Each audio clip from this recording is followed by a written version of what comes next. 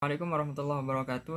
Perkenalkan, nama saya Ubadillah Firdaus, NIM 241101010075. Di sini saya akan menjelaskan motivasi pengajaran dan pembelajaran motivasi siswa.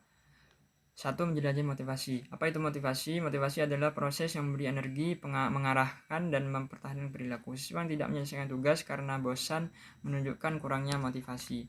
B. Perspektif tentang motivasi. Perspektif perilaku menekankan penghargaan dan hukuman eksternal sebagai faktor utama dalam motivasi siswa. Perspektif humanistik menekankan pertumbuhan pribadi, kebebasan memilih takdir, dan kualitas positif siswa. Perspektif kognitif yaitu pikiran siswa membimbing motivasi mereka. Perspektif sosial menekankan kebutuhan untuk berafiliasi atau keterkaitan.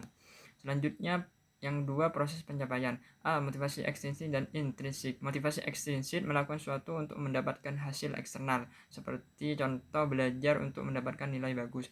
Motivasi intrinsik melakukan sesuatu karena menikmati aktivitas itu sendiri, contoh belajar karena menyukai mata pelajaran tersebut. Penentuan nasib sendiri dan pribadi. Siswa termotivasi secara intrinsik ketika merasa bertindak atas kemauan sendiri, bukan karena dorongan eksternal. Pengalaman dan aliran optimal.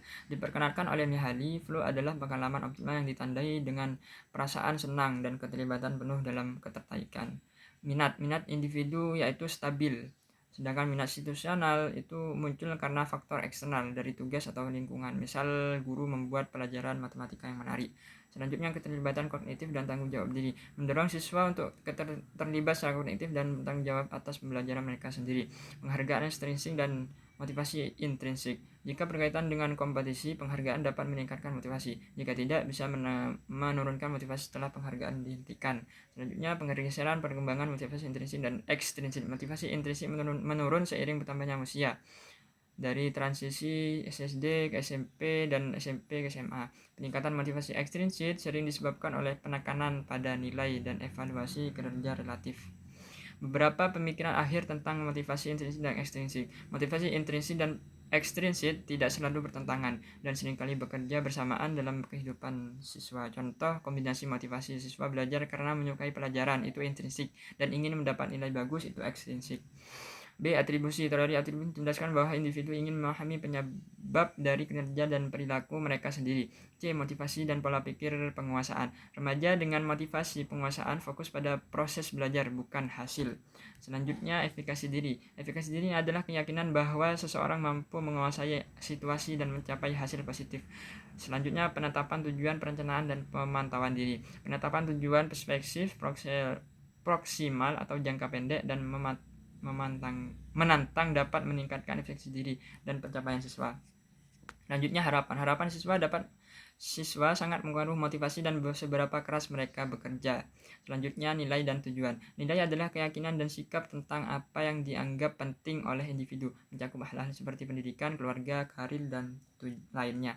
Selanjutnya, motivasi hubungan dan konteks sosiokultural. Motif sosial. Motif sosial ini adalah kebutuhan dan keinginan yang berkembang dari pengalaman dalam dunia sosial, seperti kebutuhan untuk berafiliasi dan disukai. Selanjutnya, hubungan sosial. Pengaruh keluarga, pengaruh teman, dan sebagainya. Konteks sosiokultural. Tidak semua siswa dari satu kelompok etnis memiliki prestasi seragam. Selanjutnya, menjelajahi kesulitan pencapaian. Siswa yang berprestasi rendah dan memiliki harapan rendah untuk sukses membutuhkan keyakinan dan dukungan terus-menerus dari guru. Harus diyakinkan bahwa mereka mampu mencapai sasaran yang ditetapkan. Siswa yang melindungi nilai dari diri mereka dengan menghindari kegagalan. Beberapa siswa lebih fokus melindungi harga diri daripada pencapaian tujuan belajar. Berproaktif tapi berharap tidak dipanggil. Selanjutnya, siswa yang menunda-nunda. Dampak penundaan akademik merugikan potensi akademik siswa. Contoh, mengabaikan tugas, berharap hilang sendiri. Siswa perfeksionis. Ciri-ciri perfeksionis sering jadi penyebab penundaan tugas. Dampak negatifnya gangguan kesehatan fisik dan mental, rentan terhadap depresi. Selanjutnya, siswa dengan kecemasan tinggi. Perasaan takut dan khawatir yang samar dan tidak menyenangkan. Penyebab kecemasan tinggi, harapan dan tekanan orang tua yang tidak relatif. Siswa yang tidak tertarik atau terasing. Ciri-ciri apatis, tidak tertarik belajar, terasing, dan proses pembelajaran penanganan yaitu upaya berkelanjutan diperlukan untuk mensosialisasikan ulang siswa terhadap prestasi. Mungkin itu yang bisa saya sampaikan, kurang lebihnya mohon maaf. Assalamualaikum warahmatullahi wabarakatuh.